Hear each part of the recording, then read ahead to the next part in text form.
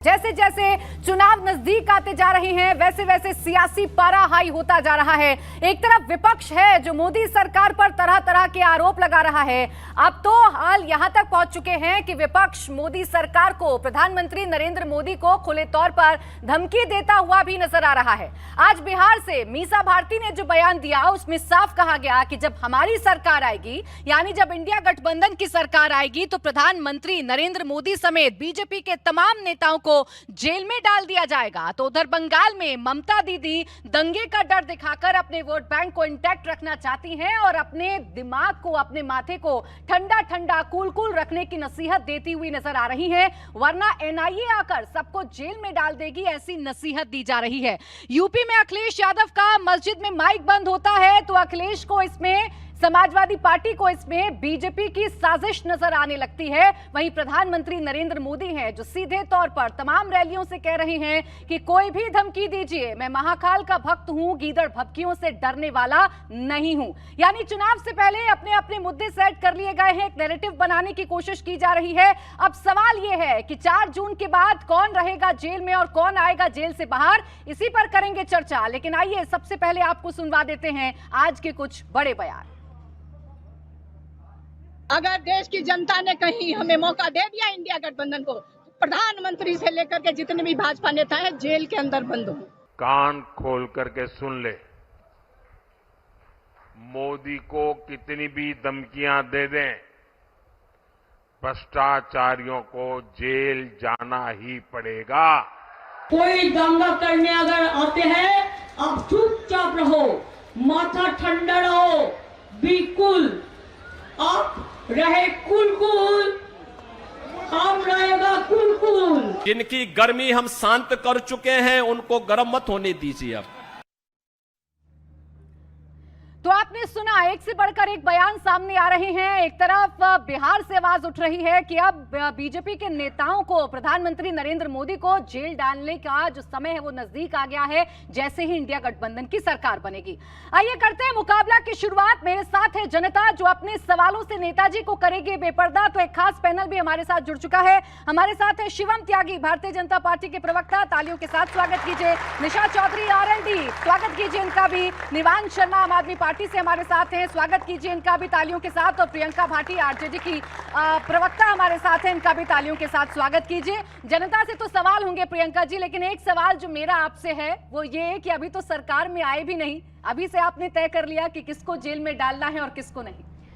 देखिए, तय हम थोड़ी करते हैं कौन जेल में जाएगा कौन जेल में नहीं जाएगा। सवाल वहां पर मीसा भारती ने ये उठाया कि जब हम बेरोजगारी का मुद्दा उठाते हैं वो कुछ नहीं बोलते, वो चुप रहते हैं। 2 करोड़ रोजगार का सालाना उन्होंने वादा किया, उस पे वो कुछ नहीं बोलेंगे। और बार बार आते हैं परिवारवाद पर। बिहार में जब आते हैं तो वही बिहार में आकर के जहां से नरेंद्र मोदी जी अपने चुनावी रैली की शुरुआत करते हैं वो थी जमुई, जहां से वो किसके लिए खड़े होते हैं? चिराग पासवान जी के जीजा जी के लिए। क्या किया उन्होंने? किसी को कोई खबर नहीं है, तो वो परिवारवाद पे नहीं बोलेंगे। अंत में मीसा जी ने जब सवाल उठाया, जब एमएसपी की बात हुई, बेरोजगारी की बात हुई, भ्रष्टाचार की बात हुई, तब उन्होंने सवाल वहां पर उठाया कि जो ईडी का इलेक्टोरल बॉन्ड का स्कैम हुआ है, अगर उस पे जांच बैठ गई तो जो घोटाला हुआ है, तो घोटालेबाज लोग जेल में नहीं जाएंगे तो कहां जाएंगे? हम ईडी सीबीआई का डर नहीं दिखा रहे हैं, हम बोल रहे हैं हम सुप्रीम कोर्ट जाएंगे, कोर्ट में हम जस्टिस के पास जाएंगे और जस्टिस, वहां के न्यायाधीश हमको जस्टिस देंगे। जो घोटाले में लिप्त होंगे उनको जेल भेजा जाएगा, चाहे वो पीएम हो या सीएम हो या कोई और। अच्छा, यानी इलेक्टोरल बॉन्ड जिसने लिया है सबको जेल में डालिएगा,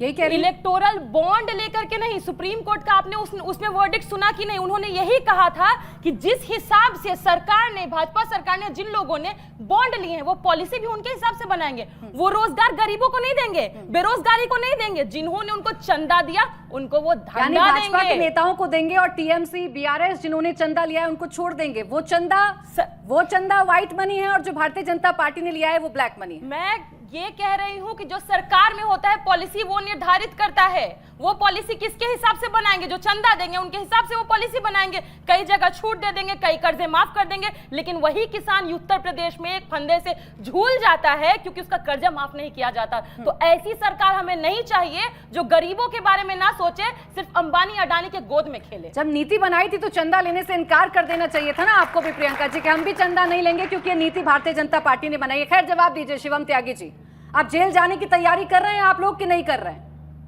वो आजकल मुझे पता चला है कि तमाम जो जेल हैं, चाहे वो झारखंड हो, चाहे वो बिहार हो, आपके बराबर में तिहाड़ हो, जेल मैनुअल में एक शेर को ना ऐड कर दिया गया इन नेताओं के लिए कि इस अंजुमन में आपको आना है बार बार, दीवारों दर को गौर से पहचान लीजिए। क्योंकि आए दिन आते जाते रहते हैं, इनका तो हाल यही हो गया। अब आपने देखा है, अगर दिल्ली से शुरू करें तो 3-4 आधा दर्जन जेल में है, बिहार की बात करें तो लालू जी आते जाते रहते ही हैं, और अगर इसके अलावा बात करें झारखंड में तो आना जाना लगा ही रहता है। कर्नाटक चले जाइए, डीके शिव कुमार आना जाना लगा ही रहता है। कुछ लोग हैं अभी गांधी परिवार टाइप के जो बेल का मजा ले रहे हैं, लीजिए, क्योंकि जब तक बेल का प्रावधान है हम जबरदस्ती तो कोई नहीं कर सकता। अब विषय पर आते हैं। आप इनसे कोई सवाल पूछिए। आपने पूछा था सीधा कि भाई आप धमकी दे रहे हो प्रधानमंत्री को, ये परिवारवाद हो गया, ये ऐसे हो गया, ये वैसे हो। आप इनसे कुछ भी पूछिए, रटा रटाया मामला है सारा का सारा। अब मैं आगे आना चाहता हूं। इन्होंने कहा कि हम प्रधानमंत्री जी को जेल डालेंगे। डालिए प्रधानमंत्री जी को जेल। किसने रोका और किसने कोशिश नहीं की? क्या इस देश में जब आदरणीय प्रधानमंत्री जी गुजरात के मुख्यमंत्री हुआ करते थे, उनको जेल डालने की कोशिश हुई ना? उन्होंने 12-12 घंटे उनको ग्रिल किया गया ना? उनको लगातार इन्वेस्टिगेट किया गया ना? वो तो पाक साफ होकर निकले। लेकिन आज जो लोग जेल में बैठे हुए हैं, वो डरे हुए हैं, वो बार बार हमें धमका रहे हैं। आप कितना भी धमकाते रहिए, जिसके सर पर महाकाल का हाथ है उसे कोई नहीं डरा सकता। और आदरणीय प्रधानमंत्री जी पर मैंने बीच में नहीं बोलना है भाई, आपके समय घोटाला किया नहीं तो मिर्ची क्यों? अब एक चीज बताइए, आप इस देश में जेल कौन डालता है? कोर्ट ही डालता है ना भाई। अगर मान लीजिए आप पे किसी पर भी या मेरे पर भी कोई केस हो गया, अल्टीमेटली पुलिस या कोई भी डिपार्टमेंट केस बना सकता है, लेकिन जेल जाना है या नहीं जाना है ये तो कोर्ट तय करता है।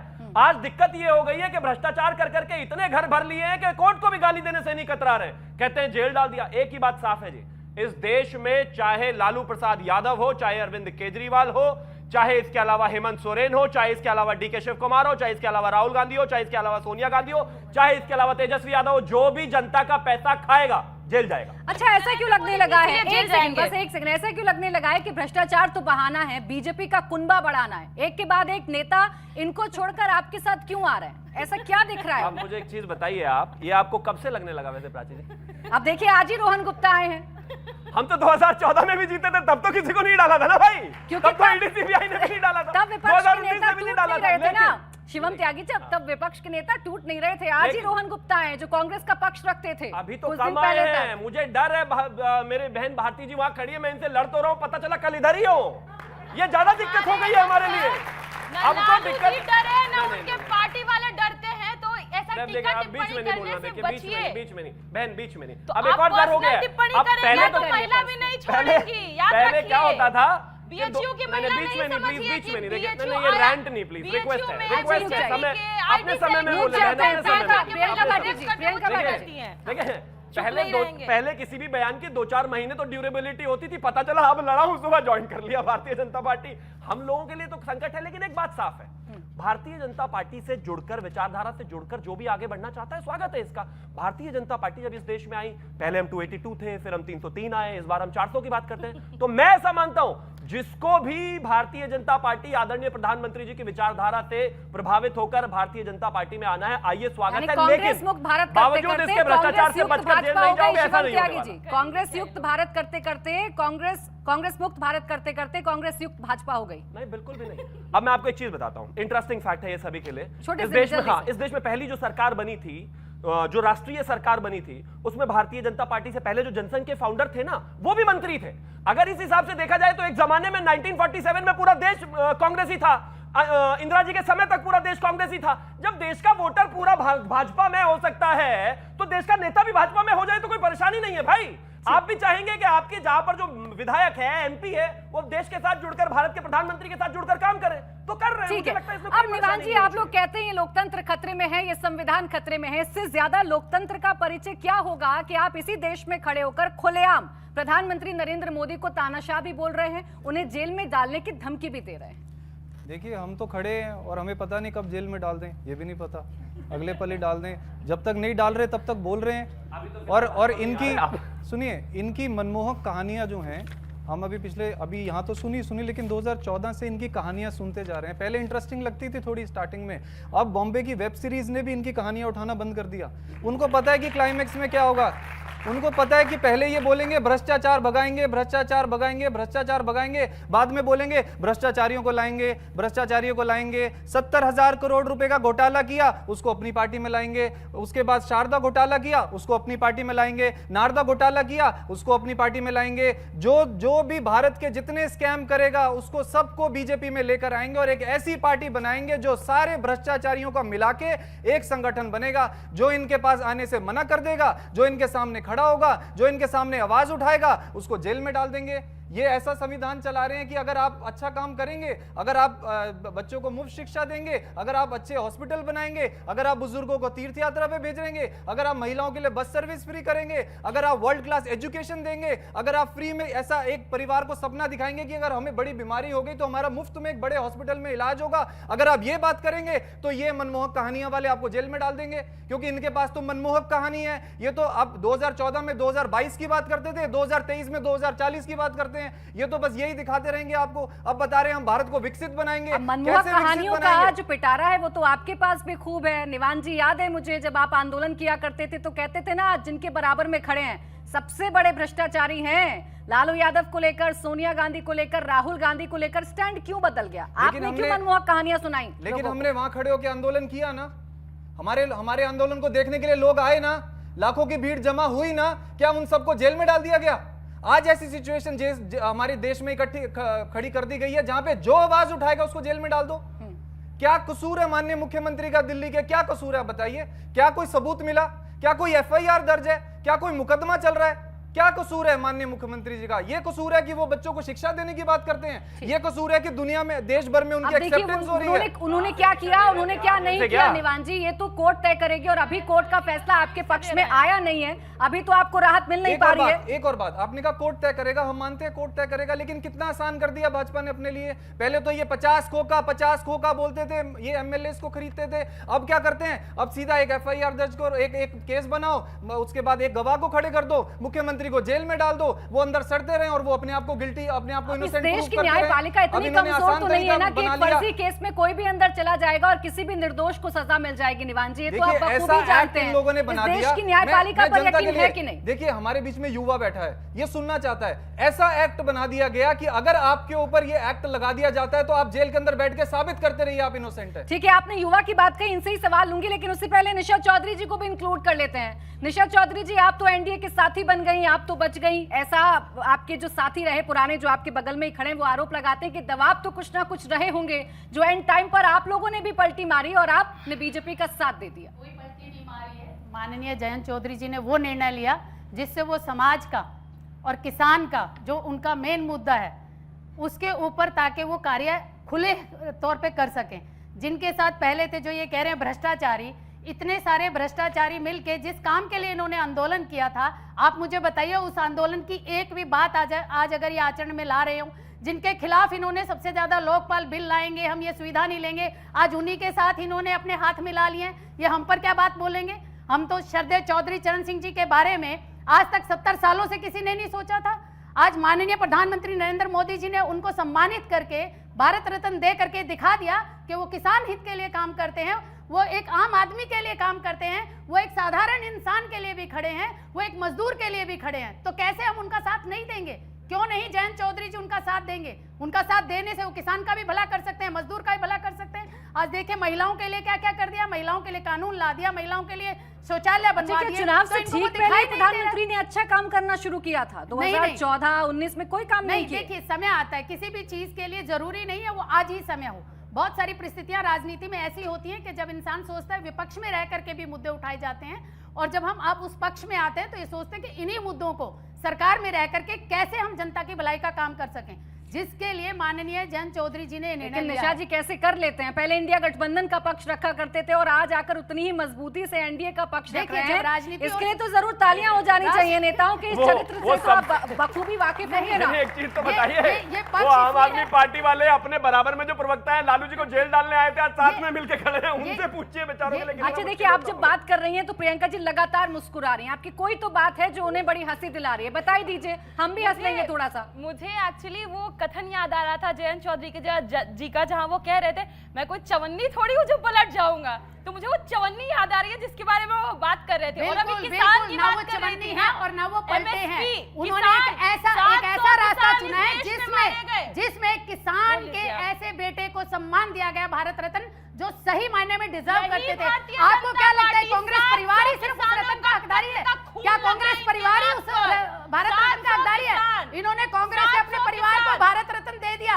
श्रद्धेय अच्छा, चौधरी जी, चलिए ठीक है, आप रुक जो जाइए। सही में प्रियंका जी और किसानों के निशा नेता जी, हैं, गरीबों के प्रियंका नेता जी हैं, और निशा जी, जिन्होंने आइए, एक-एक जरूरत करके से बात करते हैं और जो अब देश के जनता को प्रधानमंत्री इंक्लूड रहे, कर लेते हैं। इतना उनके बड़ा बारे में मुद्दा कभी चल नहीं रहा है, सोचा, सिर्फ कौन अपने परिवार के बारे में देश में सोचा। धमकी चौधरी और जी, कौन चौधरी जाएगा जी, जेल में? चौधरी जनता जी, क्या इनकी करेगी? गलती अब नहीं रुक है। जाइए, चलिए चौधरी खड़े हो जी, जाइए, किसको सवाल पूछना परिवार है? दिखता है। चौधरी इनकी गलती नहीं है, इनको की दिखाई बात हुई अच्छा रुक देता है। जाइए, अब जनता की बात सुन ले। प्रियंका जी, प्रियंका जी, प्रियंका जी सुन ले, ऐसा जवाब गलतफहमी है आपको। बोलिए, नाम बताइए अपना। मेरा नाम हेमंत चौधरी। किससे सवाल? सवाल है हमारे बीजेपी के प्रवक्ता जी से। हम्म। टी शर्ट पे भी लिखा हुआ है अब की बार 400 पार। तो क्या है ये? कॉन्फिडेंस है, ओवर कॉन्फिडेंस है, प्रिडिक्शन है, तीर है, तुक्का है, क्या है ये? इस सवाल का जवाब तो दीजिए शिवम जी, फिर बाकी सबके पास जाऊंगी। बनता है। आप टी शर्ट पे कह रहे हो परिवार नहीं मान रहा, वरना परमानेंट टैटू करवाने वाला था मैं अब की बार 400 बार। बहुत कन्विंस करने की कोशिश करी, माने नहीं वो। अब आप कहते हैं ये क्या है? ये मैं बताता हूं क्या है, सबूतों के आधार पर। 2014 में हमने कहा अब की बार मोदी सरकार, आया, विश्वास है। 2019 में कहा अब की बार 300 पार, आया, ये विश्वास है। 2024 में कह रहे हैं अब की बार 400 पार, फिर एक बार मोदी सरकार, ये विश्वास है। और विश्वास कहां से है? आप ही लोगों ने, आप ही भाइयों ने, आप ही बहनों ने, इस देश से ही आया है ये विश्वास। इस देश में पिछले 10 साल से काम करके ही आया है ये विश्वास। इस देश में तमाम मुद्दों को हल करके ही आया है ये विश्वास। इस देश में कश्मीर में से 370 हटा के, इस देश में से 3 तलाक हटा के, इस देश में राम मंदिर बना के, वही ये विश्वास है जो कहता है कि अब की बार 400 पार, और एक बार फिर से होगा अब की बार 400 तो फिर क्यों जरूरत पड़ रही है आपको कांग्रेस से आए लोगों की, आरजेडी से आए नेताओं की, समाजवादी पार्टी से आए नेताओं की क्यों जरूरत पड़ रही है जब अपने आप में इतने कॉन्फिडेंट है? क्योंकि जीत जितनी बड़ी हो उतना ही बेहतर है, और विपक्षी अपने आप में जितना भी कमजोर हो उतना बेहतर है। हम क्या करें? अच्छा, एक अब ऐसा सवाल तो हो है, नहीं खड़े सकता कि हम जाके रैली में कहें कि राहुल जी को भी आधी वोट दे देना, वो तो उनको खुद ही माननी पड़ेगी। मेरा सवाल बस ये है कि किससे आपका सवाल? भाजपा से, बीजेपी से है। Thank you. अगर आप एक बात बताइए, आप 400 पार के लिए इतने कॉन्फिडेंट है, तो आपने कहा आप टैटू लगा के भी जा सकते हैं, तो क्या वो आइडियोलॉजी आप सिटीजन्स में भी लाएंगे कि उनको भी 400 पार का टैटू लगाना पड़ेगा? अगर आप इतने कॉन्फिडेंट हैं, so why you need other people support in your party? अच्छा, वही सवाल है जो मैं शिवम जी आपसे पूछ रही थी। और किसी का सवाल है? हाथ उठाइए, क्योंकि- थोड़ा सा आगे आ जाइए। हाँ, खड़े हो जाइए। मेरा सवाल आम आदमी सर से है। हाँ। सर, आपने कहा कि जो केजरीवाल सर जो अंदर हुए हैं उसमें भाजपा का हाथ है। अकॉर्डिंग टू माय नॉलेज पहले ईडी ने 8 से 9 बार नोटिस दिया है, केजरीवाल जी एक बार भी गए नहीं। उसके बाद जब ईडी ने दिल्ली हाई कोर्ट पे अप्रोच किया, उसके बाद वहाँ से उनको अरेस्ट वारंट निकला, तब जाके उसको अरेस्ट किया केजरीवाल जी को। उसके बाद वो बेल के लिए भी उन्होंने प्ली करी, बट उनको बेल मिली नहीं। तो इस पूरे प्रोसेस में भाजपा, यानी कानून का पालन नहीं किया आप कह रहे हैं? हाँ, और उसमें पूरे इसमें भाजपा का क्या इन्वॉल्वमेंट था? ठीक और है, भाजपा का क्या इन्वॉल्वमेंट बताना होगा। एक और सवाल ले लेते हैं। हाँ, बताइए। मेरा प्रश्न आम आदमी पार्टी के प्रवक्ता जी से है। आपके शीर्ष नेता ने बोला था ना मैं घर लूँगा, ना मैं गाड़ी लूँगा, ना मैं सुरक्षा लूँगा, लेकिन उन्होंने जो शीर्ष महल है उसका उन्होंने बनवाया। तो इसमें आप क्या कहना चाहिए? यानी ये पूछ रहे पलटी कैसे मारी आपने अपनी विचारधारा से? जो आप कहते थे, जो मनमोहक कहानियां आप सुनाया करते थे जनता को, वो कैसे कहानियां ही बनकर रह गई? देखिए क्यों मोस्ट एक्साइटिंग पार्ट इस शो का मेरे लिए क्या है, क्योंकि यहाँ पे यूथ ऑडियंस है और मैं इंटेलेक्चुअली इन यूथ ऑडियंस के साथ कम्युनिकेशन करना चाहता हूँ, इनसे डिस्कस करना चाहता हूँ। मैं इनकी तरह, हम लोग नेता लोग तो है नहीं कि हम कुछ भी ऐसे बोल के जो है वो निकल जाएं और उसके पीछे कोई मीन ना हो। अब मैं सवाल पे आता हूँ। अब मैं सवाल पे आता हूँ। इन्होंने सवाल पूछा कि क्यों 9 सम्मन जो आए थे उनका जो है क्यों उन्होंने वो विरोध किया। आप देखिए कि 2 साल से ये शराब घोटाला, सो कॉल्ड शराब घोटाला कह रहे हैं, 2 साल से इंक्वायरी चल रही है, हजारों रेड्स हो गई, सैकड़ों अफसर इन्वॉल्व हैं, आज तक 1 रुपए का मनी ट्रेल नहीं निकला। और ये पहले हमारे नेताओं को जेल में बैक टू बैक डाल रहे हैं। कोर्ट इनसे पूछ रहा है कि आप जो है आप जो है मतलब इस प्रोसीड कब होगा, ये कब, ये इसमें आप नेक्स्ट कब ले जाएंगे। ईडी बोलते हैं गिव अस मोर टाइम, हमें थोड़ा और समय दीजिए। तो बस ये समय निकल रहा है, बैक टू बैक जो है ये ऐसी कोशिश कर रहे हैं कि चुनाव तक जो है हमारे नेताओं को जेल में रखा जाए। उसके बाद आपने बोला 9 सम्मन क्यों दिए। देखिए हमने हर सम्मन का जवाब दिया। माननीय मुख्यमंत्री जी ने पूछा आप हमें सम्मन भेज रहे हैं, आप कम से कम हमें यह बताइए कि आप हमें क्यों बुला रहे हैं। आप हम कॉन्स्टिट्यूशन ऑफ इंडिया हमें राइट देता है क्वेश्चन करने का। अगर मैं आपको किसी चीज में इन्वॉल्व कर रहा हूं, आपसे कुछ पूछ रहा हूं, तो आप मुझसे पूछ सकते हैं कि आप हमें क्यों बुला रहे हैं, हमारी क्या इसमें इन्वॉल्वमेंट है। कोई जवाब नहीं आया आगे से। और जब हम देख रहे हैं कि ये बैक टू बैक हमारे नेताओं को जेल में डाल रहे हैं। आप गए थे ना कोर्ट में कि गिरफ्तारी से हमें प्रोटेक्शन मिलना चाहिए, नहीं मिलाना प्रोटेक्शन। देखिए सेम संजय सिंह जी के केस में हाई कोर्ट का ये डिसीजन था, लेकिन हम सुप्रीम कोर्ट में गए, सुप्रीम कोर्ट ने बिल्कुल बदल दिया।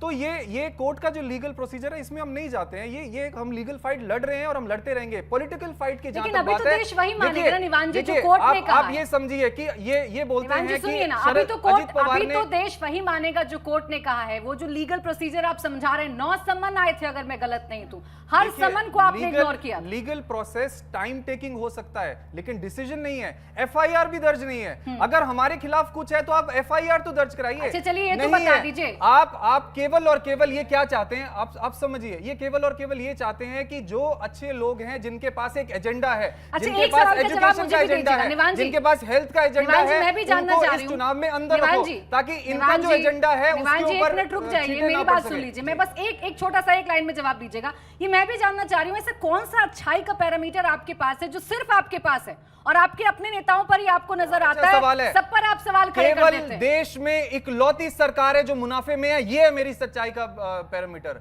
एक सरकार जो केवल देश में है जो 14,000 करोड़ रुपए का मुनाफा करती है, सब कुछ फ्री देने के बाद, बिजली फ्री, पानी free, world class education, world class health, भाई वो अच्छे हैं क्योंकि उन्होंने अच्छे काम किए हैं का मुनाफा और करते आप हैं। ये हमारी इसीलिए इस ईमानदारी बात का से डरकर इन्हें जेल में डालना चाहते हैं। अच्छा बाय द वे मैं बस एक ही सवाल आपने शीश महल पे सवाल पूछा था, जवाब नहीं दिया, पूरा घुमा दिया और कहते हैं हम नेता नहीं है। देख रहे कितना अच्छा घुमा रहे हैं। ये तो नेता नहीं है, तब घुमा रहे हैं, नेता हो जाएंगे तो पता नहीं क्या हल करेंगे। खैर अच्छा आपके घर के बीजेपी को घुमा रखा है, चलाना नहीं है। मैं किसी के बीच अगर ये किसी से डरते हैं तो केवल आम आदमी पार्टी से डरते हैं। बैक टू बैक हमारे नेताओं को जेल में डाल रहे हैं और कहानियां सुना रहे हैं। अगर ये किसी से डरते हैं बीजेपी वाले तो केवल आम आदमी पार्टी से डरते हैं। आपका पॉइंट आ गया भाई, आम आदमी पार्टी का पॉइंट आ गया कि भारतीय जनता पार्टी डरती है। अगर कोई युवाओं की राजनीति करता है तो आम आदमी पार्टी करती है। निवान जी प्लीज, आप डरते हैं इनसे, मैंने भी बोल दिया। इनको मालूम है जन्नत की हकीकत, लेकिन दिल बहलाने के लिए गालिब ये ख्याल भी अच्छा है। सीट 0 है इनकी, हम इनसे डरते हैं। 303 वाले 0 सीट है इनके, बताइए पूरे देश में हम इनसे डरते हैं। अब रुकिए जरा, दिल्ली में स्कूटर में लेके आए हैं। बीच में नहीं, प्लीज बीच में नहीं। दूसरा, आप सभी बहनें यहाँ पर बैठी हुई हैं, आप मुझे एक चीज बताइए, आपको जवाब देना पड़ेगा। आप सब अपने घर में हेयर ड्रायर यूज करती हैं ना? करती है कि नहीं करती है? आवाज प्लीज बोलिए ना, करते हैं कि नहीं करते हैं? अरविंद केजरीवाल इतने ईमानदार आदमी है, घर तो 100 करोड़ का बनाया ही बनाया, जिसमें एक टॉयलेट बनाया 7 करोड़ का। और छोड़ दीजिए उसको, टॉयलेट में जो सीट होती है वो ठंडी रहनी चाहिए, गर्म रहनी चाहिए, वो भी रिमोट से ठीक होती है। और तो और छोड़िए, उसमें उसमें ड्रायर लगाया हुआ है सूखने वाला। अरे भैया, या आम आदमी अपने बाल सीधे करने के लिए ड्रायर इस्तेमाल नहीं कर सकता? ये टॉयलेट फैलाते रहेंगे तो मुझे बीच में रोकना पड़ेगा। अगर मैं बीच में बोलूंगा तो आप बोलोगे बीच में बोल रहे हैं। और ये मैं नहीं कह रहा हूं, गुजरात चैनल ने कहा है। गुजरात मतलब ये इतनी ईमानदारी की प्रतिमूर्ति है, गुजरात में हमारे बाल टेढ़े मेढ़े हो गए ड्रायर ना होने की वजह से। इनको देखिए, बताओ कमाल है। अच्छा देखिए, धमकी कौन किसको दे रहा है, धमकी कौन किसको दे रहा है और कौन 4 जून के बाद जेल में होगा, जेल से बाहर होगा, इस पर तो हमने चर्चा कर ली। अपने इस कार्यक्रम को कई राउंड में मैंने बांटा है। राउंड 2 पर हम आ गए क्योंकि ममता बनर्जी ने आज एक बयान दिया है, हिंदू मुसलमान इस देश में कौन कर रहा है। वो कह रही है माथे को ठंडा ठंडा कूल कूल रखे। जनता की राय से आइए इस राउंड की शुरुआत कर लेती हूं, उसके बाद नेताजी के पास जाएंगे। कौन कौन हिंदू मुसलमान पर अपनी राय रखना चाहेगा? कौन हाथ उठाएगा? हिंदू मुसलमान हो रहा है इस देश में कि नहीं? कोई बताएगा? किसी को नहीं पता? आपका ही सवाल है, हाँ बताइए। हिंदू मुसलमान हो रहा है कि नहीं हो रहा है इस देश? जी, मेरा सवाल ये है कि जैसे बीजेपी के जो प्रवक्ता हैं उनसे मेरा थोड़ा सा मेरा सवाल जरा सुनिएगा जरा। बीजेपी है, हिंदुत्व की बात करती है, हिंदुओं की बात कर दी है, मान के चलिए 24 में मोदी जी की सरकार आ जाती है, तो इसमें मुस्लिम कहाँ हैं? मैं आपसे पूछना चाहता हूँ, उनके लिए आपकी क्या क्या रणनीति रहेगी, वो जो कि उपेक्षित ना महसूस यानी करें? सीधी बात यह है कि हिंदू मुसलमान नहीं, करके इनका ही कहना है- आप जीतेंगे, ऐसा इनका मानते हैं कहना क्या है आप? कि 2024 में अगर मोदी सरकार आ जाए, जो कि आएगी, तो आपकी पॉलिसी में मुसलमान कहां है? वहीं जहां हिंदू है वहीं है मुसलमान, उससे 1% भी आगे नहीं और 1% भी पीछे नहीं। किसी भी गलत फहमी को अपने देश में होते हुए निकाल देना चाहिए। यहां पर जो भी पॉलिसी, जो भी स्कीम, कुछ भी लागू होता है वो irrespective of their caste, creed and religion होता है। जहां मुसलमान खड़े हैं वहीं हिंदू खड़े हैं, जहां हिंदू खड़े हैं वहीं मुसलमान खड़े हैं। लेकिन अगर वो तुष्टीकरण वाले जो पहली सोच रखते हैं कि जो कांग्रेस के जमाने में हुआ करती थी, या ममता बनर्जी करती हैं, या फिर तमाम पार्टियां करती हैं, वैसा अगर आप आदरणीय प्रधानमंत्री श्री नरेंद्र मोदी जी से सोच रहे हैं तो वो बिल्कुल नहीं होने तुष्टीकरण वाला। कहाँ है? आज किसी तो को इजाजत इमरान नहीं। मसूद कह रहे हैं कि हिंदू बड़ा भाई है और मुसलमान छोटा भाई है। जो लोग नफरत करते हैं, हिंदू बड़ा भाई है और मुसलमान छोटा भाई है, जो लोग नफरत करते हैं वो इस ताकत को तोड़ नहीं सकते। ये कैसे तुष्टीकरण हुआ?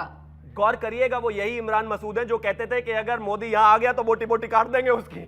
अब छोटा भाई बन गए, बड़े देर से समझ आया उनको। खैर, मैं सिर्फ एक ही चीज कहना चाहता हूं, आप अपनी श्रद्धा से छोटा मान लीजिए, बड़ा मान लीजिए, वो एक अलग विषय है, लेकिन यहां पर इक्वालिटी है। देश में सभी के लिए कानून, संविधान, सब कुछ बराबर है। हर पॉलिसी में सबके लिए रिप्रेजेंटेशन बराबर है। लेकिन माफ कीजिए, मनमोहन सिंह जी की तरह हम ये बिल्कुल नहीं कहने वाले कि इस देश के प्राकृतिक संसाधनों पर पहला हाथ मुसलमानों का है। नहीं, सबका है। अब ये सीधा सीधा बता रहे हैं हमारे साथ हिंदू है, हमारे साथ मुसलमान है, जहां हिंदू खड़ा है वहां मुसलमान भी खड़ा है। अभी डर क्यों दिखाया जा रहा है? ममता दीदी हो, चाहे अखिलेश यादव हो, चाहे आपके अपने नेता हो, हर कोई ये कहता है ना कि भाई तुष्टीकरण हो रहा है, ये तो अल्पसंख्यकों के साथ भेदभाव कर रहे हैं। कहां भेदभाव दिखता है आपको? हमारे नेता तुष्टीकरण पे बात ही नहीं करते, मछली पर बात करने वाले ये लोग हैं, मछली खाने से जिनको समस्या होता है। हमारे नेता बात करते हैं 2020 में भी जब आ रहे थे ना, चुनाव लड़ रहे थे, हमारा मैनिफेस्टो ही था 10 लाख नौकरी, रोजगार नहीं, क्योंकि इस देश में तो नरेंद्र मोदी जी ने पकौड़ा तलने को भी रोजगार बना दिया है। हमारे नेता ने 10 लाख नौकरी की बात की,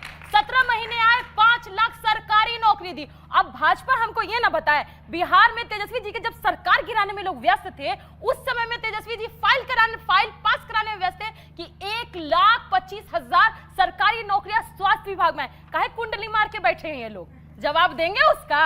अभी सांप बन के उस पे आप लोग बैठे हुए हैं। क्या देश के पूरे देश को बेरोजगार रखना चाहते हैं?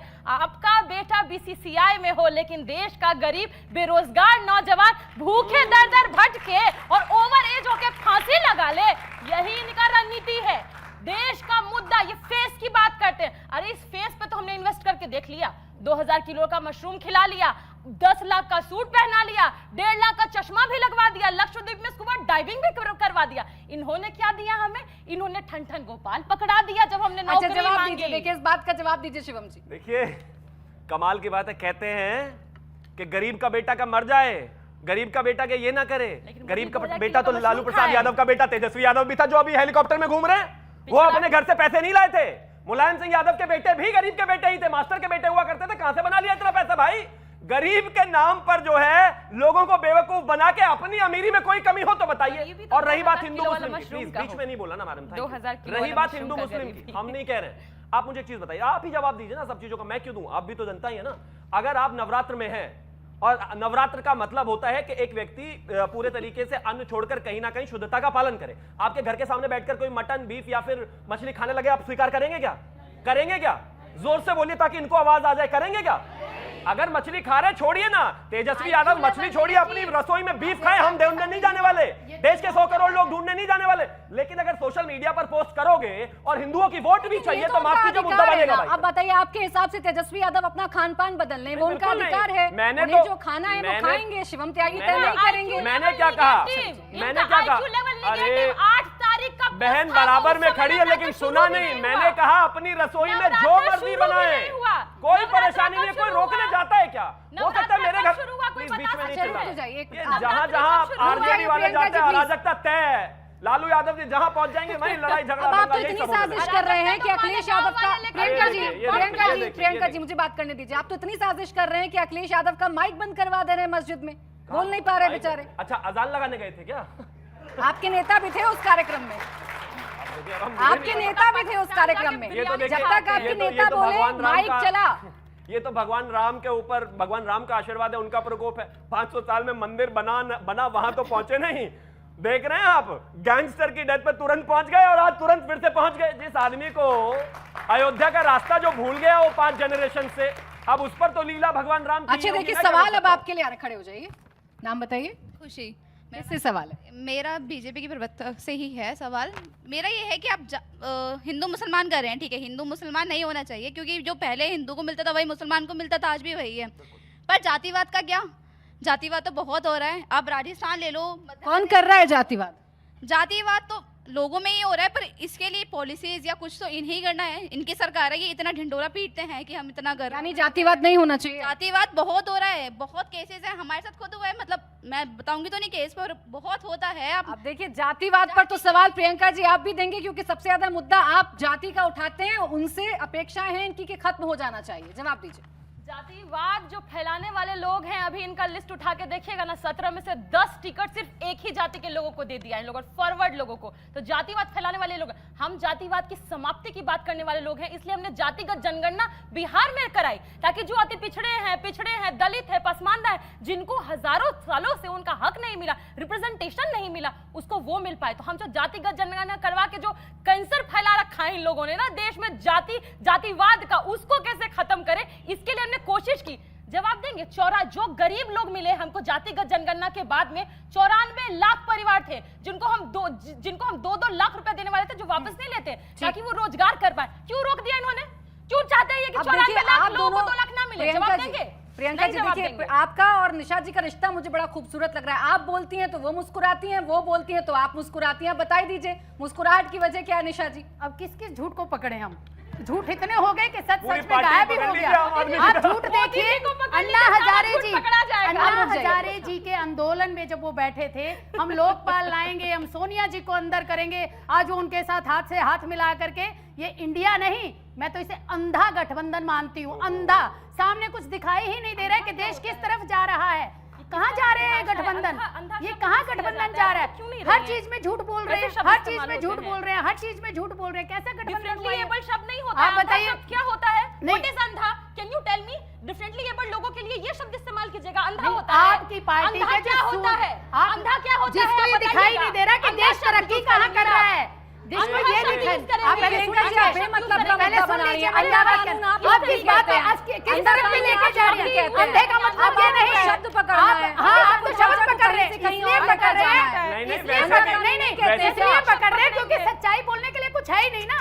आप वो शब्द पकड़िए कि अन्ना हजारे जी के साथ जब ये आए थे तो इन्होंने कहा था हम सोनिया जी को अंदर डालेंगे, लोकपाल बिल लाएंगे, हम ये बिल लाएंगे, हम इनको अंदर करेंगे। आज उन्हीं के साथ हाथ मिला करके ये अंदर से बाहर लाने के लिए अपने नेता के लिए लड़ाई कर रहे हैं, साथ में मिलके उन्हीं भ्रष्टाचारियों के साथ। अच्छा, जातिवाद पर ये आगे बढ़ रहे हैं। जातिवाद कहाँ सच्चाई है? जातिवाद पर सवाल था। निवान जी आप भी जवाब दे दीजिए। आप कितने सांसद में से कितना जातिवाद का आपने ध्यान रखा है, या कितनी जातियों को आपने प्रतिनिधित्व दिया है, ओबीसी कैटेगरी या एससी कैटेगरी? मैं डिबेट में हूं। देखिए, क्या जब हम चुनाव की बात कर रहे हैं, आज कुछ हफ्तों के बाद जो है वो चुनाव है, आज हमें यहाँ पे खड़े होकर क्या विजन देना चाहिए, क्या डिस्कस करना चाहिए? हमें ये पूछना चाहिए सरकार से, जो 10 साल से सरकार सत्ता में है, उसने आज तक क्या किया? कि टॉयलेट में ड्रायर कैसे लगाए जाते हैं, ये विजन आप सीख ये कहते रहेंगे हिंदू मुसलमान, आप पूछना शिक्षा और स्वास्थ्य, ये कहते रहेंगे जातिवाद, आप पूछना कि कितना काम किया 10 साल में। 2014 में इन्होंने कहा था, मुझे कहने दीजिए, मुझे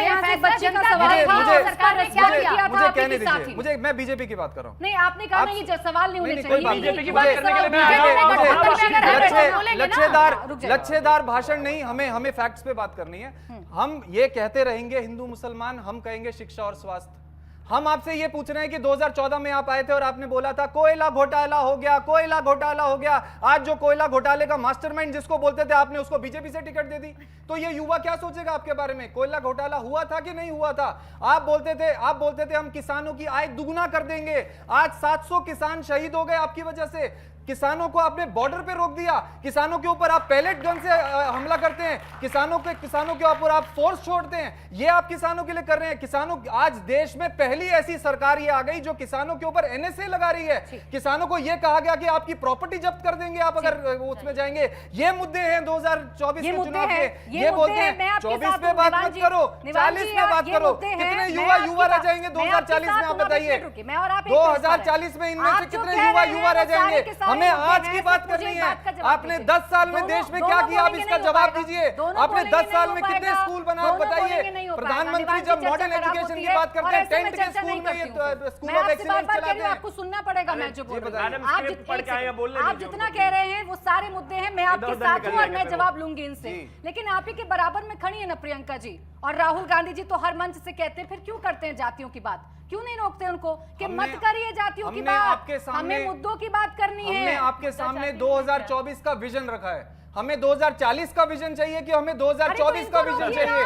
हमने 2024 का ये विजन रखा है कि जिसमें सबके लिए, सब जातियों के लिए, सब धर्म के लिए free education and quality education होनी चाहिए कि नहीं? आप बताइए। सब जाति के लिए, सब धर्म के लिए फ्री हेल्थ केयर होनी चाहिए कि नहीं होनी चाहिए? आप अगर मुझे इस मुद्दे में उलझाना चाहेंगे, हम नहीं उलझेंगे। हम राजनीति करने नहीं आए हैं, हम राजनीति बदलने आए हैं। हम आपको लच्छेदार भाषण सुनाने नहीं आए हैं, फैक्ट्स पे बात करने आए हैं। फैक्ट्स पे बात करिए आप मेरे साथ। ये फैक्ट्स पर बात नहीं कर रहे हैं। 7 करोड़ का टॉयलेट क्यों बनाया? फैक्ट्स पे बात है। 2 मिनट चुप्पी रख लीजिए।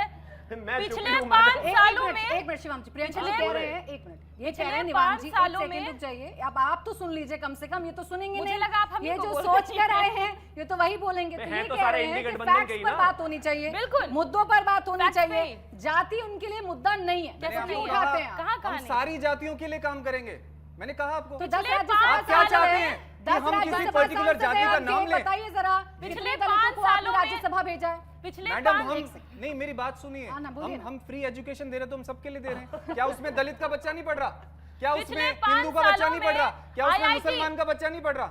पिछले 5 सालों में आईआईटी राज्यसभा इनके नहीं गया था। सवाल पूछेंगे कि नहीं पूछेंगे? पिछले 5 सालों में आईआईटी, आईआईएम, सेंट्रल यूनिवर्सिटी से 13,000 ओबीसी, एससी, एसटी छात्र बाहर हुए। जिसको वो जातिवाद नहीं था क्या? वो क्यों बाहर हुए? क्यों आखिर रोहित वेमुला फांसी लगाते हैं? क्यों वहां पे आयुष वहां फांसी लगा रहे हैं? दिल्ली यूनिवर्सिटी में जातिवाद नहीं है क्या? जातिवाद कौन लोग करवा रहे हैं? यही लोग करवा रहे हैं। कहते हैं कि एक टिकट नहीं देते हैं, और जब आप ही के साथ ही राज्यसभा नहीं भेजते हैं तो आप गोल घुमा देती हैं प्रियंका जी। ऐसे भी नहीं होना चाहिए ना। वो गलत तो गलत है, सही तो प्रतिनिधित्व की बात हो रही है। महिलाओं को 6 टिकट दिया आरजेडी ने बिहार में, बीजेपी 0 मैं दलितों की बात कर रही हूँ, बीजेपी 0 क्यों? मैं जातिवाद पर बात कर रही हूँ, मैं जातिवाद पर बात कर रही हूँ, क्योंकि आपने कहा था कि ये लोग जातिवाद करते हैं। हाँ, मेरा सवाल बीजेपी के प्रवक्ता से है।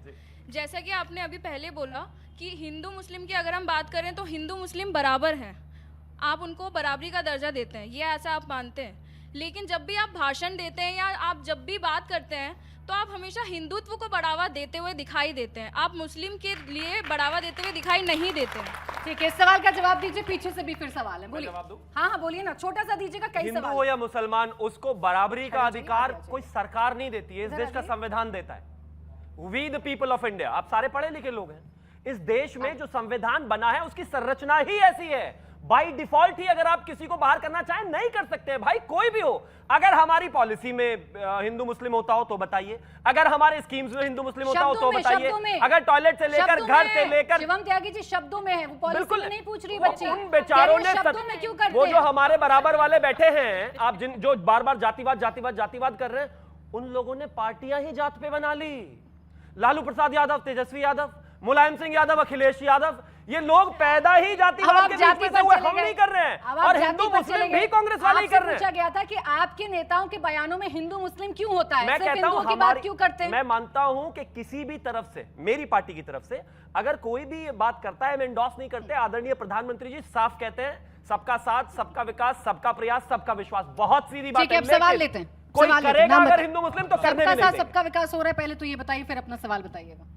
जो बात कही है कि सबका साथ सबका विकास हो रहा है, तो कहीं ना कहीं मैं थोड़ा एग्री भी करता हूँ उस पर, क्योंकि अगर जो पार्टी को लेकर चल रहे हैं तो सबको लेकर चल रहे हैं। और अब सवाल मेरा सवाल है प्रियंका जी से कि उन्होंने बोला कि वीडियो जो है 8 अप्रैल को पोस्ट की गई है, उस टाइम पे नवरात्र में मतलब वो पोस्ट नहीं की गई है।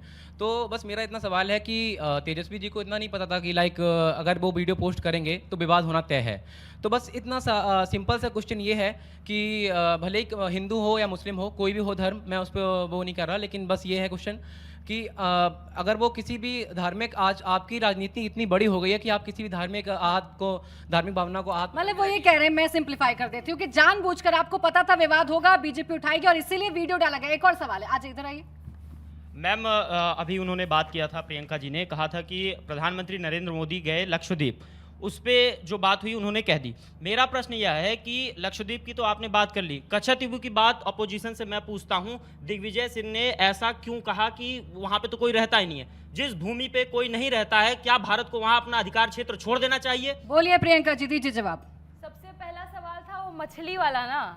हम लोग मानते मछली थे, से बाहर ही नहीं निकल पा रहे। हम लोग बिहार के लोग हैं और हम लोग शुरू से ये मानते थे कि भाजपा वालों का आईक्यू लेवल 0 होता है, पर नेताजी हम लोग को बोले अरे नहीं नहीं, उनका आईक्यू लेवल नेगेटिव होता है, और वो चेक कर लिए इसी से 8 तारीख का पोस्ट आप चाहते थे विवाद हो, गला में फंस गया। यानी आप चाहते थे विवाद हो प्रियंका जी, मछली का कांटा गला में चाहते थे विवाद हो, खड़े हो जाइए। उगलते बन रहा है। अच्छा आप जल्दी जल्दी सवाल। मतलब अगर आपके नवरात्र हो रहे हैं तो ये जानबूझ के मछली आपको दिखा रहे हैं भाई, आप रुक जाइए, मैंने नाम बताइए और सवाल। अभी कह रही है कि देखिए हमें तो चाहिए था विवाद हो। मछली वाला काम सोच समझ के बोलिए, किया। नवरात्रि रखने वाले हैं ना, ये जवाब दे देंगे चुनाव में आपको। अब देखिए यहाँ ये बच्ची भी कह रही है कि चुप तो हो जाइए, हमारी आवाज तो आने दीजिए, आपस में तो लड़ते ही रहिएगा। उनका आवाज आना चाहिए। मैम मेरा सवाल बीजेपी के प्रवक्ता से है। सर आप मछली पर तो बोल लिए, पर मैम ने आपसे बेरोजगारी पर भी क्वेश्चन पूछा तो आप उस पर कुछ नहीं बोले। बताइए सर 36%, एक न्यूज़ मैंने पढ़ी थी, उसके अकॉर्डिंग 36% IIT बॉम्बे के स्टूडेंट्स इस साल बेरोजगार थे। सर इस साल 30% से ज़्यादा लोग यूथ हैं जो वोटर्स हैं। कैसे यूथ आप पर बिलीव करेगा, क्योंकि पेपर भी देने बच्चे जा रहे हैं तो यूपी में पेपर भी लीक हो रहा है, तो यूथ कैसे बिलीव करेगा? जवाब दीजिए शिवम जी, फिर और भी सवाल है, आगे आ जाइए, जवाब दीजिए आप, मैं सवालों की तरफ बढ़ रही हूं। ले लीजिए, इकट्ठे कर लीजिए। नहीं आप बोलिए, आप बेरोजगारी पर बोलिए। इंपॉर्टेंट विषय साफ है। पहली बात तो ये, मछली का विषय मैं नहीं लाया, वो चाहते थे आपके सामने, अभी उन्होंने बताया कि भाई हमने डाला ही वीडियो इसलिए था ताकि विवाद हो गया, तो जवाब देना मेरा अधिकार है। अब दूसरी बात पर आते हैं, आपने कहा रोजगार, हम रोजगार पर बात करने के लिए तैयार हैं। अगर पिछले 10 साल में 16 करोड़ जो है नए EPFO अकाउंट खुले हैं तो उसमें रोजगार जनरेट हुआ है, हम इस पर बात करने के लिए तैयार हैं। अगर इस देश में ऑल टाइम हाई FDI आ रहा है और उससे जॉब जनरेट हो रही है तो हम बात करने के लिए तैयार हैं। अगर मैं बात करूं इसके अलावा इस देश में तमाम जितने भी कार्यक्रम हो रहे हैं, पहले इस देश में 11 किलोमीटर रोड बनती थी, आज अप्रोक्सीमेटली 36 किलोमीटर बनती है, तो जाहिर है उसमें मैन पावर लग रहा है ना।